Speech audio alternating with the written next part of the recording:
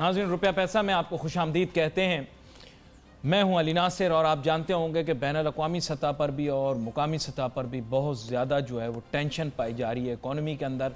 बैनुल-अक़वामी मार्केटें जो हैं वो इस वक्त दबाव का शिकार हैं, क्योंकि अमेरिका और चीन के दरमियान जो एक टेंशन क्रिएट हो गई, उसकी वजह से हमें आगे लगता है कि माशी तौर पर दुनिया जो है बहुत ही कॉम्प्लिकेटेड सिचुएशन में फंस सकती है। पाकिस्तान की अपनी स्टॉक मार्केट ने भी बहुत मार खाई, बहुत बुरा हाल हो गया और 2 दिन के अंदर ही आप ऐसे समझें कि तवातुर के साथ मार्केट गिरी और इसके साथ साथ जज्बात और परेशानियां जो हैं वो एक अजीब व गरीब कैफियत के अंदर आ गए हैं। हमारे सरमायाकार, उनको समझ नहीं आ रही कि अब अपना पैसा लेकर कहाँ जाएं। मैंने तो बहुत समझाया था, लेकिन मैं कोशिश यही करता हूँ कि ज़्यादातर बतौर एंकर अपनी राय ना कभी मुसल्लत करूँ किसी पर और ना ज़्यादा अपनी राय का इजहार करूँ।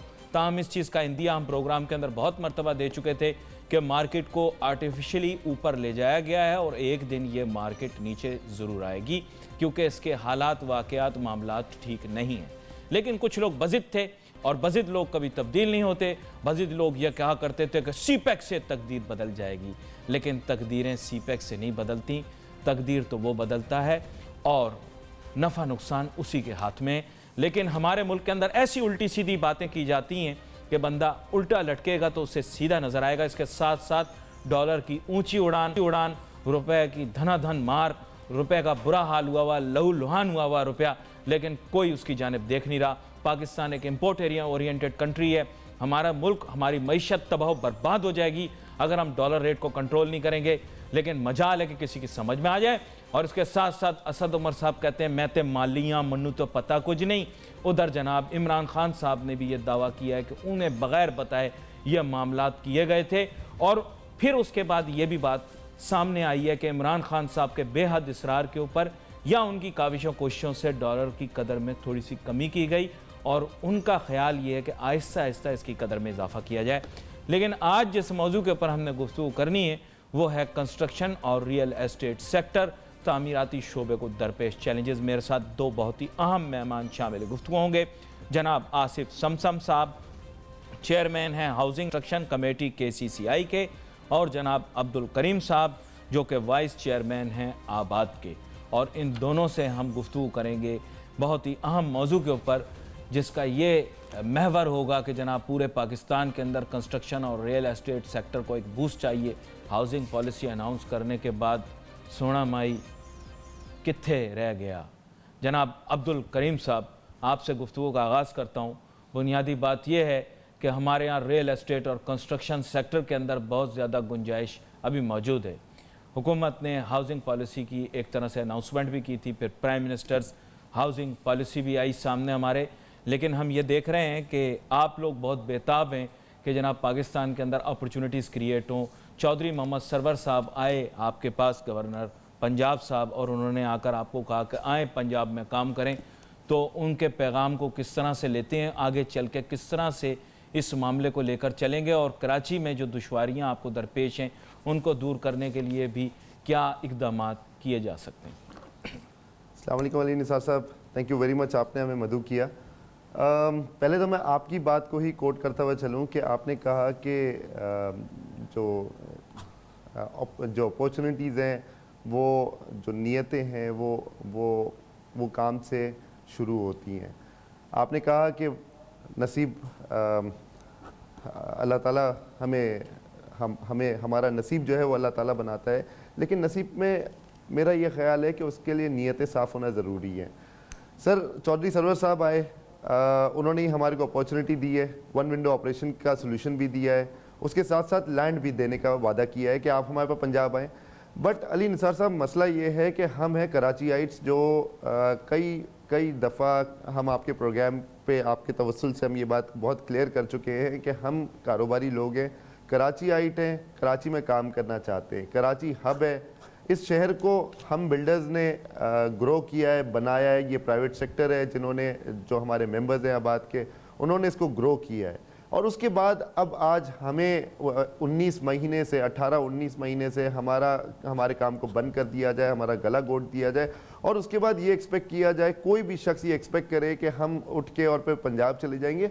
ये इतना आसान काम नहीं है। मैं ये नहीं कह रहा कि हम नहीं जा सकते, लेकिन हमारे यहाँ रिश्तेदार हैं, आबाओ अजदाद की यहाँ पे कब्रें हैं, हमारे हमारे घरेलू हिसाब किताब है, यहाँ पे बच्चे हैं, स्कूल है, हमारे हमारे दोस्त अहबाब यहाँ पर है, हमने पूरी ज़िंदगी यहाँ पे काम किया है। ऐसे ऐसे उठ के पंजाब नहीं जाया जा सकता। इसीलिए हम ईगर हैं अपॉर्चुनिटीज़ के लिए, हम अपॉर्चुनिटीज़ क्रिएट करते हैं लोगों के लिए, हम एक आम आदमी के लिए अपॉर्चुनिटीज़ क्रिएट करते हैं ताकि वो हमारे साथ मिल के अपना कारोबार बनाए। चले, बड़ी आम बात आपने की है आसिफ समसम साहब। अब्दुल करीम साहब कहते हैं मैं पंजाब नहीं जाऊंगा।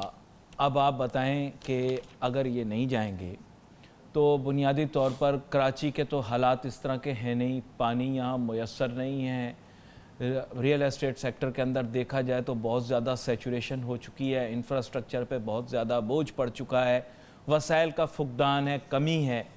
आपके ख्याल से मसले का कोई ना कोई हल तो निकालना पड़ेगा। पानी के मुतालिक जितने सॉल्यूशंस आप लोगों ने पेश किए, मेरे ख्याल से मुकामी हुकूमत ने, सूबाई हुकूमत ने, गवर्नर साहब ने सिंध के जो हैं इमरान इस्माइल साहब, उन्होंने आपको बता दिया कि उन मसाइल का हल किस हद तक हो सकता है और किस हद तक नहीं हो सकता। फिर ज़ाहिरी बात है आपके ऊपर कुछ कानूनी पाबंदियां भी हैं और मेरे ख्याल से जिसे मैं कहूँगा कि एबल और बहुत ही ज़्यादा नोइंग जो हमारे जस्टिस सिस्टम के नुमाइंदागान हैं, उन्होंने बड़े अहम फ़ैसले किए हैं, आप लोगों को रिलीफ भी दी है, लेकिन मैं चाहूँगा उनका एहतराम करते हुए हम आगे चलें और आप थोड़ा सा हमें बताएं कि फिर किया क्या जा सकता है।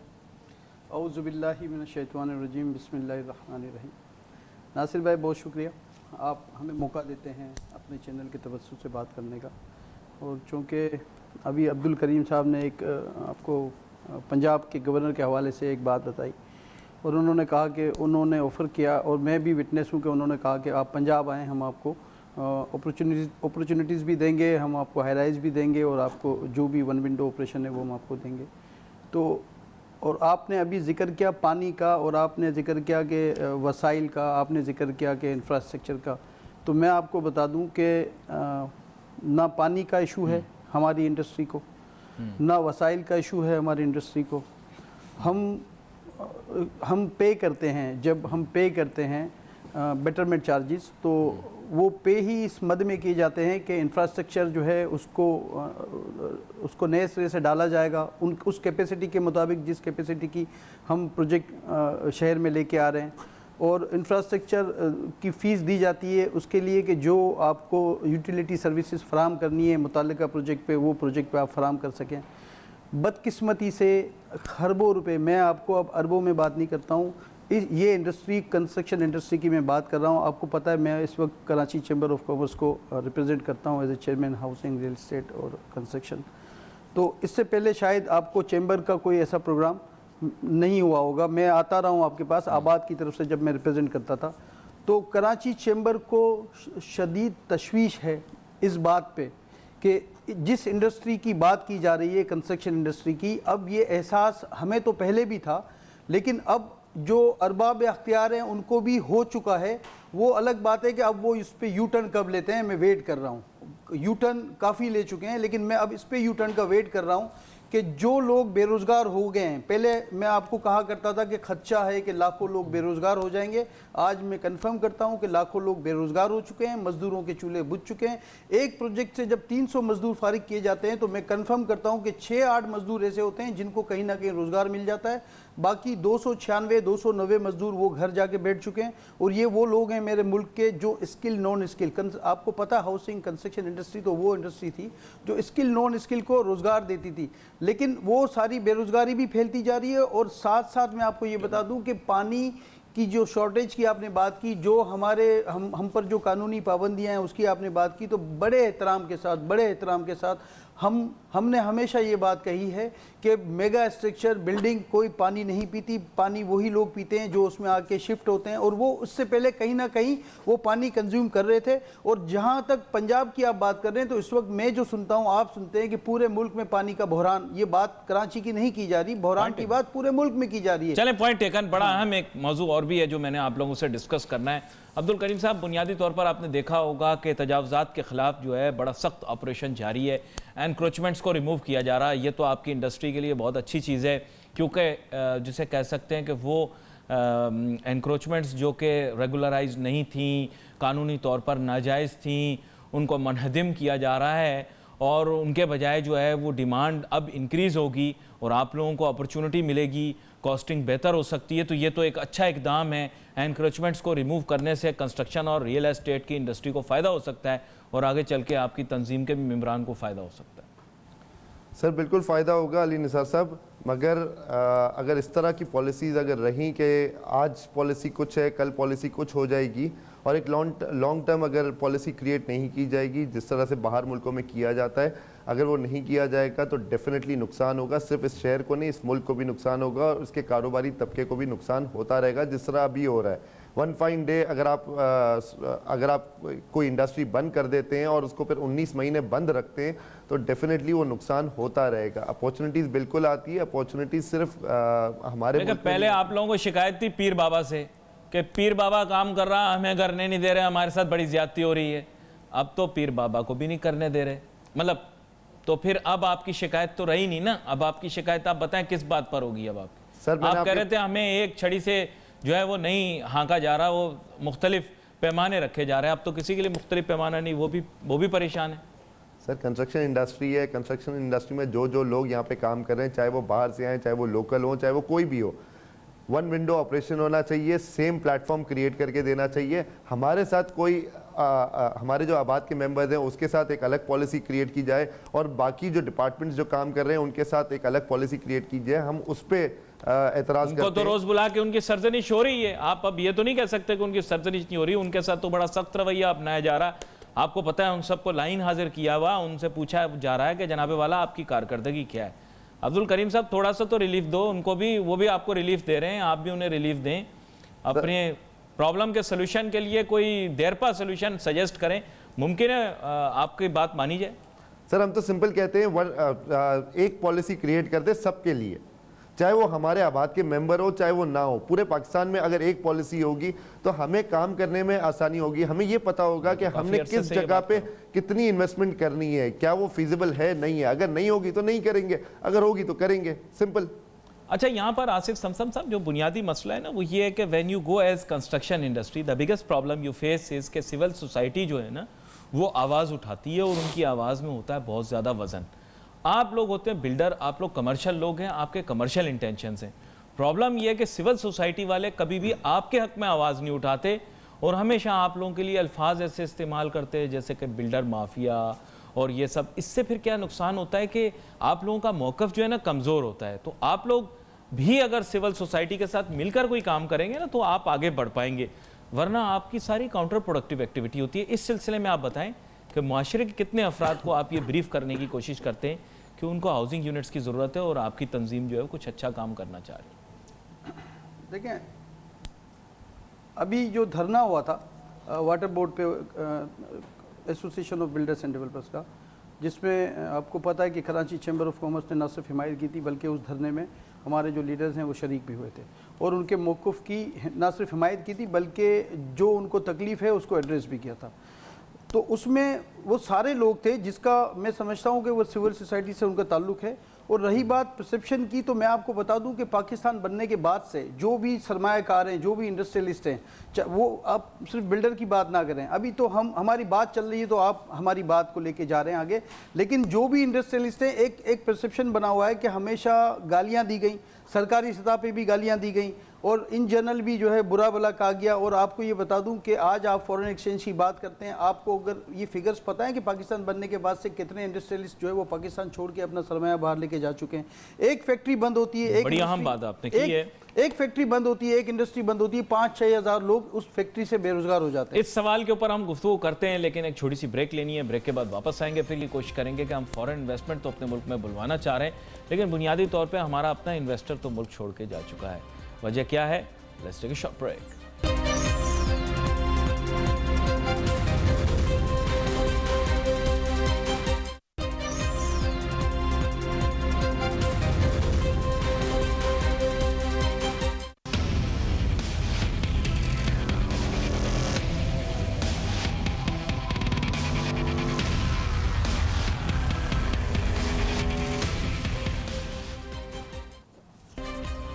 नाज़रीन, वेलकम बैक आफ्टर ब्रेक। बड़ा ही अहम मौजू अब हम छेड़ेंगे। बात यह है कि उसका जिक्र कर दिया ब्रेक पे जाने से पहले जनाब आसिफ समसम साहब ने कि इन्वेस्टमेंट हमारे मुल्क से चली गई, आई नहीं। कंस्ट्रक्शन के शोबे में मैं अब चाहूँगा कि अब्दुल करीम साहब को भी शामिल करूँ, वाइस चेयरमैन हैं आबाद के। अब्दुल करीम साहब, बड़ा अहम मौजू यहाँ पे डिस्कस हुआ और फॉरेन इन्वेस्टमेंट के हवाले से लोगों के दिल में बहुत ज़्यादा ख्वाहिश थी कि हमारे यहाँ बहुत सारे ऐसे जॉइंट वेंचर्स हों और कंस्ट्रक्शन के शोबे में बात आगे बढ़े। साथ साथ ब्रेक में आप ये भी चाह रहे थे कि आप वजाहत कर रहे थे, कह रहे थे कि नहीं हम पंजाब जाएंगे तो हम मुल्क के दीगर खित्तों में काम ज़रूर करना चाहते हैं, लेकिन हम पंजाब में भी अगर हमें बेहतर फैसिलिटी मिलेगी तो हम जाएंगे। दोनों बातों की वजाहत करते हैं, फिर मैं आसिफ साहब की जानिब दोबारा से आऊँ। Thank you very much Ali साहब। सर मैं ये एज वाइस चेयरमैन आबाद में क्लियर कर दूं कि association of builders and developers पूरे पाकिस्तान की एसोसिएशन है और हमारे मेंबर्स पंजाब में भी हैं। हमारे अपने कराची के जो मेंबर्स हैं उनके स्टेक्स वहाँ पे पंजाब में मौजूद हैं, क्योंकि ये बहुत क्लियर है कि इस्लामाबाद में जो हाई राइजेस बनी है वो यूजुअली कराची के बिल्डर्स ने ही इस्लामाबाद में बनाई है। तो definitely we have stakes in Punjab, we have stakes in federal and other provinces too. जहाँ तक बात रही इन्वेस्टमेंट की, तो हम तो ये अलल एलानिया कहते हैं कि हमें किसी लोन की ज़रूरत नहीं है, हमें किसी भी कमर्शियल बैंक्स की ज़रूरत नहीं है। अल्हम्दुलिल्लाह हम पिछले कई बरसों से 50-60 साल से हम अपने पैसे लगा के इस इंडस्ट्री को चलाते रहे, प्राइवेट सेक्टर चलाता रहे। हम इन्वेस्टमेंट्स लेकर आ सकते हैं, हमें इन्वेस्टमेंट्स की अल्हम्दुलिल्लाह ज़रूरत इसलिए नहीं है क्योंकि हमें आदत ही नहीं है। हमें कभी स्टेट बैंक ने या कभी कमर्शियल बैंक ने हमें ये पैसे दिए ही नहीं। हमने अपने पैसों से हमेशा काम किया। हमारा मौक़िफ़ ये है कि हम ये 50 लाख घर जो honourable prime minister Imran Khan साहब का जो मौक़िफ़ है, हम उसको पूरा कर सकते हैं। जैसे कि गवर्नर पंजाब ने भी ये बहुत क्लियर, जब वो हमारे हाउस में आए और उन्होंने ये देखा हमारी स्ट्रेंथ, तो उन्होंने भी खुद डिक्लेयर किया कि ये तो 50 लाख घर तो आबाद अकेला बना सकता है, जो आपका गवर्नमेंट सेक्टर है वो क्या बनाएगा। सर वो तो शादी से पहले का वादा था, मेरा मतलब इलेक्शन से पहले का वादा था ना, और शादी से पहले और इलेक्शन से पहले किए गए वादे जो हैं वो पूरा करने लाजिम नहीं होते। वो उस टाइम तो उनको आपकी ज़रूरत भी थी, तो उन्होंने कहा कि जनाब आप सब कर लेंगे, लेकिन यह कि अब तो मामला कहीं और चला गया। अब तो मेरे ख्याल मुलाकात भी हो जाए तो बड़ी बात है, माजरत के साथ। अली साहब वो हमारे प्राइम मिनिस्टर हैं, उनका तो शादी से पहले का वादा था, उस शादी के बाद हम वादा पूरा कर देते ना। हमारे को, हमने तो हमेशा ये रिक्वेस्ट की है कि हमें तो लेवल प्लेइंग फील्ड दी जाए, हमें पॉलिसी दी जाए, स्ट्रेट पॉलिसी दी जाए। हम कोई भीख नहीं मांग रहे, हम अपना हक मांग रहे हैं। हमें साफ सुथरी पॉलिसी दे दें, हम साफ सुथरा काम करके डिलीवर करके देंगे और इस आवाम को करके देंगे। ये प्राइम मिनिस्टर का जो वादा है वो पूरा करके देंगे, हम करके देंगे। लेकिन वो बात यह है ना कि क्या वो आपसे ये काम करवाना चाहेंगे या नहीं, क्योंकि अब्दुल करीम साहब आपको पता है कि उनसे भी मुंसलिक बहुत सारे ऐसे फैक्टर्स हैं जिसको सामने रखते हुए उनके पास और बहुत सारे ऑप्शंस होंगे।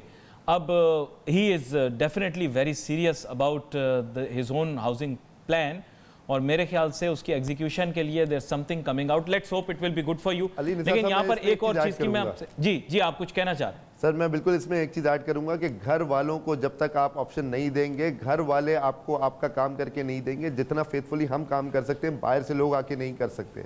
हम जो यहाँ पे इन्वेस्टमेंट क्रिएट कर सकते हैं, हम जैसे पैसे लगा सकते हैं, उस तरह बाहर से कोई ऑप्शन आप लेकर आ जाते हैं, कोई इंटरनेशनल इन्वेस्टमेंट्स लेकर आ जाते हैं, वो इतना बेहतर काम नहीं कर सकते क्योंकि उनका मौक़िफ़ अलग होता है। उनका मोटिव बिहाइंड वो सिर्फ पैसा कमाना होता है, सोसाइटी को देना कुछ नहीं होता। हम तो सोसाइटी CSR की रिस्पॉन्सिबिलिटी हम डेफिनेटली अपने साथ अंडरस्टैंड करते हैं। हम इस शहर को नहीं, इस मुल्क को भी देना चाहते हैं, सिर्फ टैक्स की मद में नहीं, बल्कि CSR हमारी जो रिस्पॉन्सिबिलिटीज़ है, जो हमारी लेबर तबका है उसका कैसे ख्याल रखना है, आसपास का जो एरिया है उसका कैसे ख्याल रखना है। हमारे को ये तकलीफ़ है, हम ये बर्दाश्त करते हैं और हमारी सुनवाई कहीं नहीं है। वरना हमारी सुनवाई हो तो हम बहुत सारे डिपार्टमेंट्स में खुद इसको इंटरवीन करके उसको सीधा करने की कोशिश करें। ये बड़ी अहम बात आपने की है। आसिफ समसम साहब, आपसे मैं एक टारगेटेड क्वेश्चन पूछना चाहता हूँ, क्योंकि आपको पता है हमारे देखने वाले और सुनने वाले, और इसके साथ साथ इस प्रोग्राम को एक थिंक टैंक तस्वुर किया जाता है। बहुत सारे लोगों ने स्कीम 33 के मुतालिक पूछा है, नदन बाईपास के मुतालिक पूछा है। आप क्योंकि रियल एस्टेट के शोबे से भी मुंसलिक इस हिसाब से हैं कि KCCI की कमेटी को आप जो है वो हेड कर रहे हैं इस वक्त, तो बुनियादी तौर पर शहर में तरक्याती काम जिस संप पे जाना चाहिए था उस संप पे नहीं गया। ये क्योंकि KCCI के एस्पेक्ट से भी मैं आपसे पूछना चाह रहा हूँ। बुनियादी तौर पे रियल एस्टेट के बहुत सारे इश्यूज़ जो हैं वो इस वक्त अनरिजॉल्व्ड हैं। आपको पता होगा कि शहर के मुख्तलिफ हिस्से ऐसे हैं जहाँ पर नाजायज़ कब्ज़े हुए थे और दीगर और किस्म के मसले मसाइल थे। उनके हल के लिए क्या काविशें, कोशिशें होनी चाहिए, मैं चाहूँगा उनकी वजाहत आप ज़रूर करें, क्योंकि it is very near to the heart of people कि ये जो प्रॉब्लम्स हमारे यहाँ राइज की हैं, ख़ास तौर पे बहुत सारा रिक्लेम्ड लैंड है जो कि अवेलेबल है, अब तो समुंदर के अंदर भी जो है वो ज़मीनें बिक गई थी, वो सिलसिला क्या है, उसको किस तरह से हल करना है? नासिर भाई, आपने ये जो बात की आउटस्कर्ट्स कहते हैं हम इनको, 33 हो गया, नॉर्दर्न बाईपास हो गया, अच्छा, और कब्ज़ों की बात की। इत्तेफाक है कि मैं अभी एसोसिएशन ऑफ बिल्डर्स में चेयरमैन भी हूँ, सॉरी उसका कन्वीनर भी हूँ एंटी इंक्रोचमेंट सेल का। तो मेरी नॉलेज में होते हैं काफ़ी चीज़ें, अगर जो अटैम्प्ट होते हैं, अभी जो अटैम्प्ट होते हैं वो मेरी नॉलेज में होते हैं। बात ये है कि जब तक आप देखें, फिर आ जाती है रिस्पॉन्सिबिलिटी हुक्मरानों की। मुझे ये लगा, मैं आपको थोड़ा सा पीछे ले जाता हूँ, ये जो बंद हुआ है काम, तो मुझे ये लगा ज़ाती तौर पे मुझे कि बंद करने वालों की शायद ख्वाहिश है कि हम आगे की तरफ जाएं, शहर को आगे की तरफ ले जाएं, मुझे ये महसूस हुआ।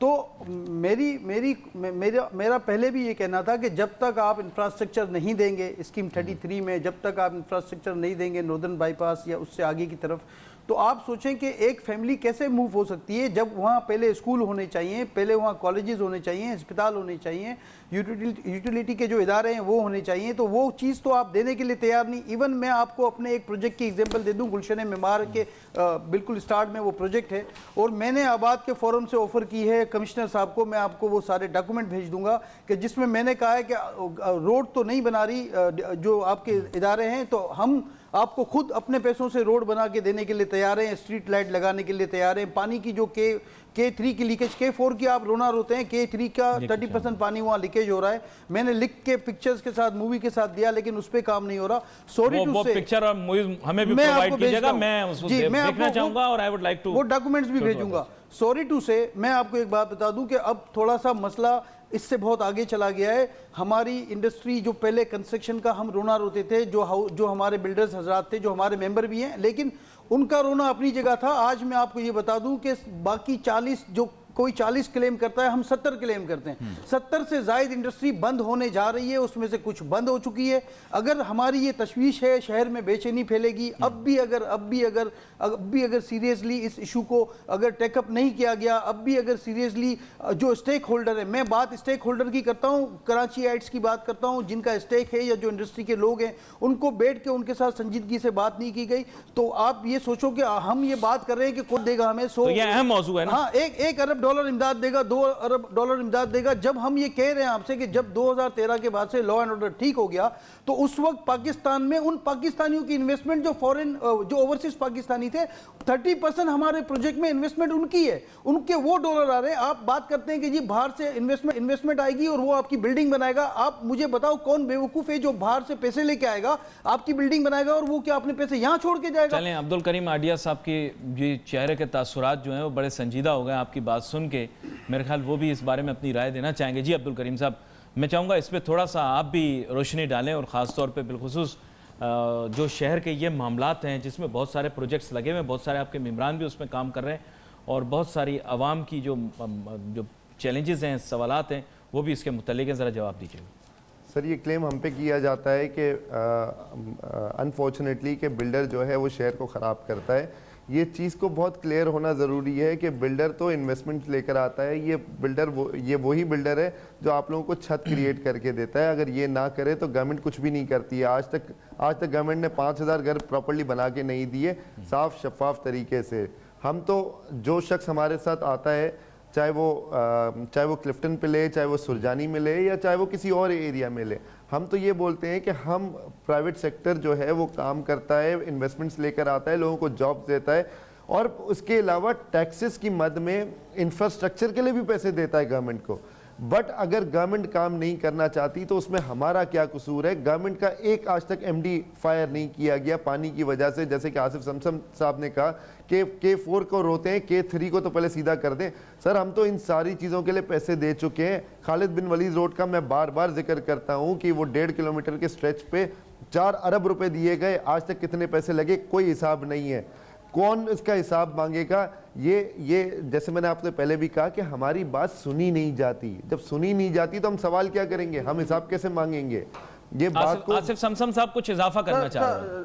अब्दुल करीम भाई, एक बात मैं इस मौके का मैं फ़ायदा उठाऊं। आज हम तो हमेशा अपने इश्यूज़ को, अपनी मुश्किलों को हम इनके सामने बताते रहे, लेकिन आज मैं थोड़ा सा और उससे आगे जाके ये कहना चाहता हूं कि अब भी अगर हमने संजीदगी से नहीं लिया, आप यकीन करें शहर में लॉ एंड ऑर्डर की सिचुएशन ख़राब हो जाएगी।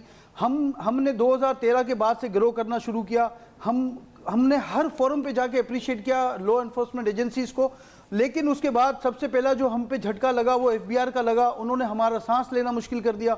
उनसे हम सारे मामला जो मैटर थे उनको हम उसको सारी चीज़ें ठीक करते आ रहे थे, और इस दौरान ये कंस्ट्रक्शन रोक दी गई।